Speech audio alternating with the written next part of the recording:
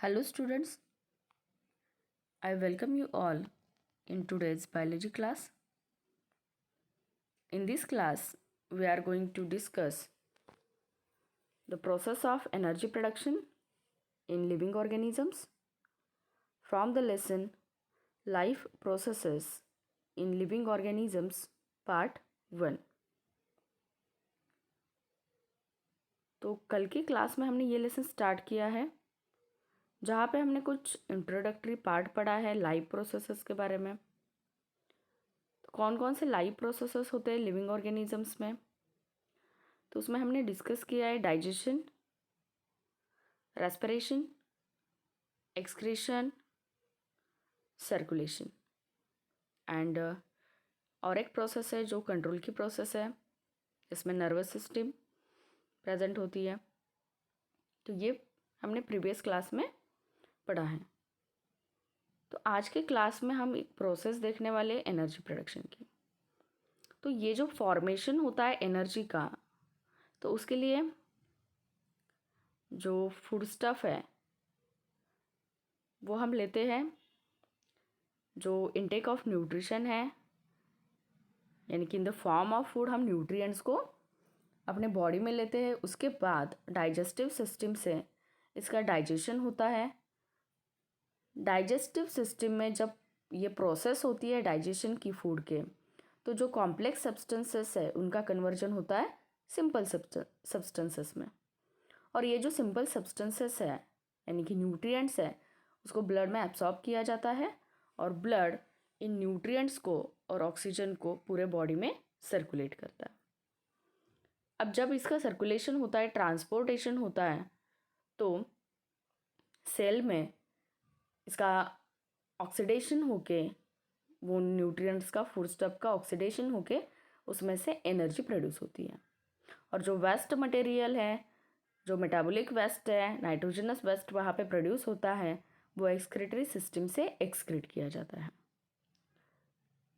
तो आज के क्लास में हम सिर्फ एनर्जी प्रोडक्शन की प्रोसेस देखने वाले हैं। तो ह्यूमन बीइंग्स में जो एनर्जी का प्रोडक्शन होता है उसमें ह्यूमन रेस्पिरेटरी सिस्टम इन्वॉल्व्ड है। तो पहले हम इस सिस्टम को डिस्कस करेंगे, पढ़ेंगे। उसके बाद जो रेस्पिरेशन की प्रोसेस होते हैं वो स्टेप वाइज हम देखने वाले एनर्जी प्रोडक्शन की प्रोसेस को। तो यहाँ पे मैंने डायग्राम लिए है ह्यूमन रेस्पिरेटरी सिस्टम की। तो जो फर्स्ट पार्ट है यानी कि जहाँ से रेस्पिरेटरी सिस्टम स्टार्ट होती है वो है नोज़, जिसके अंदर नज़ल कैविटीज़ प्रेजेंट है। तो दो ओपनिंग्स है जिसके अंदर नज़ल कैविटी प्रेजेंट है, और इसके जो लाइनिंग्स होते हैं वो कवर किए गए म्यूकस एंड जो स्मॉल फाइन हेयर्स प्रेजेंट होते हैं उसके अंदर। तो इसकी वजह से जब हम ब्रीदिंग की प्रोसेस करते हैं, जब हम एयर को इनहेल करते हैं, तो इस म्यूकस और इन स्मॉल फाइन हेयर्स की वजह से ये जो डस्ट पार्टिकल्स है एयर में जो प्रेजेंट है या फिर जो पोलन ग्रैन्स है, तो ये क्या होते हैं वहाँ पे ट्रैप किए जाते हैं, जिसकी वजह से सिर्फ प्योर जो एयर है फिल्टर करके जो एयर जाती है वो आगे पास हो सकती है। इसके बाद जो नेक्स्ट पार्ट आता है वो है फैरिंग्स। तो फैरिंग्स एक ऐसी कैविटी प्लेस है जो कि डाइजेस्टिव सिस्टम का भी पार्ट है।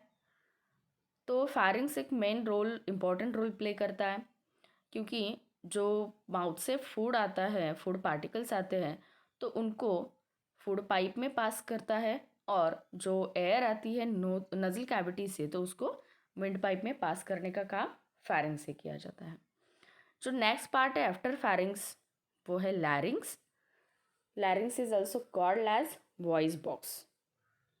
आफ्टर लैरिंग्स जो नेक्स्ट पार्ट है वो है ट्रकिया, और जिसको कवर किया गया है रिंग्स ऑफ कार्टिलेज से, जो कि इस एयर के पैसेज को कोलैप्स नहीं होने देते हैं। इसके बाद जो ट्रकिया है वो बाइफरकेट होता है। बाइफरकेशन होने के बाद जो एक साइड है या एक जो पार्ट होगा वो लेफ्ट लंग की तरफ, और जो सेकेंड पार्ट है, नेक्स्ट पार्ट है, वो जाएगा राइट लंग की तरफ। ऐसे बोथ लंग्स में ये ट्रकिया बाइफरकेट होता है। इसके बाद अगेन उसका डिवाइडेशन होता है, तो उससे फॉर्म होता है ब्रोंकी। एंड नेक्स्ट ब्रोंकी जो है वो अगेन डिवाइड होके फर्दर उनका डिवाइडेशन होता है और उससे फॉर्म होता है ब्रोंक्यूल्स। अब ट्रकिया जो जहाँ से लंग्स में एंट्री करते हैं उसके बाद जो पार्ट आता है वो है ब्रोंकी एंड ब्रोंक्यूल्स। और at the end of bronchioles, यहाँ पे इसका जब एंड होता है तो ब्रोंक्यूल्स के एंड पे यहाँ पे ऐसे बंच, जैसे ग्रेप्स का बंच होता है वैसे ये बलून लाइक स्ट्रक्चर होता है, एयर सैक्स होते हैं जिसको हम कहते हैं एल्वेओलाई। तो इसकी वजह से यहाँ पे गैसेस का एक्सचेंज होता है। क्या होता है?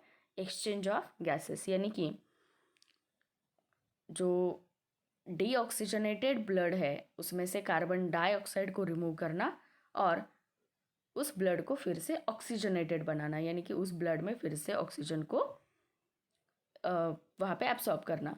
तो ये जो प्रोसेस होती है तो वो कहाँ पे होती है? लंग्स के एल्वेओली के स्ट्रक्चर में होती है। तो अगर सिंगुलर है तो एल्वेओलस कहते हैं हम उसको। तो यहाँ पे ये जो एंड्स होते हैं ब्रोंक्यूल्स के, तो यहाँ पे प्रेजेंट होते हैं ये स्ट्रक्चर जहाँ पे एक्सचेंज ऑफ गैसेस होता है। तो ये एक इन शॉर्ट हमने देखा कि ह्यूमन रेस्पिरेटरी सिस्टम में कौन कौन से पार्ट्स आते हैं। अब हम देखेंगे कि जो एनर्जी प्रोडक्शन की प्रोसेस होती है उसमें क्या है। तो रेस्पिरेशन की प्रोसेस से हमारे बॉडी में एनर्जी का प्रोडक्शन होता है। तो रेस्पिरेशन जो है वो ह्यूमन बींग्स में 2 लेवल्स पे परफॉर्म किया जाता है। तो फर्स्ट जो है वो है रेस्पिरेशन एट बॉडी लेवल और नेक्स्ट जो है वो है रेस्पिरेशन एट सेलुलर लेवल। तो body level respiration means what? तो जहाँ पे सिर्फ exchange of oxygen and carbon dioxide, exchange of oxygen and carbon dioxide. अब ये एक्सचेंज कहाँ पे होगा, कहाँ से होगा? तो exchange of carbon dioxide and oxygen between body and surrounding, इसको हम कहेंगे respiration at body level. Means इसको सिंपल हम ब्रीदिंग की प्रोसेस पे कह सकते हैं जहाँ पे सिर्फ इनहेलेशन एंड एक्सहेलेशन होता है। तो इनहेलेशन की प्रोसेस में हम ऑक्सीजन को एयर के हेल्प से एयर से हम ऑक्सीजन को लेने वाले हैं और फिर जब एक्सहेलेशन की प्रोसेस होते तो कार्बन डाइऑक्साइड को हम बॉडी से बाहर एटमॉस्फेयर में उसको रिलीज करने वाले हैं। तो ये जो प्रोसेस होती है exchange of oxygen and carbon dioxide की, तो उसको कहते हैं हम रेस्पिरेशन एट बॉडी लेवल। अब रेस्पिरेशन एट सेलुलर लेवल क्या है? तो जहाँ पे फूड का ऑक्सीडेशन होता है, ये बहुत इंपॉर्टेंट है। सेलुलर लेवल के जो रेस्पिरेशन की प्रोसेस है उसमें फूड का क्या होता है? ऑक्सीडेशन होता है। तो आज के क्लास में इस लेसन में हम ऑक्सीडेशन ऑफ फूड यानी कि सेलुलर रेस्पिरेशन जो है वो प्रोसेस हम पढ़ने वाले हैं। तो सेलुलर रेस्पिरेशन की जो प्रोसेस होती है ये 2 मेथड से होती है।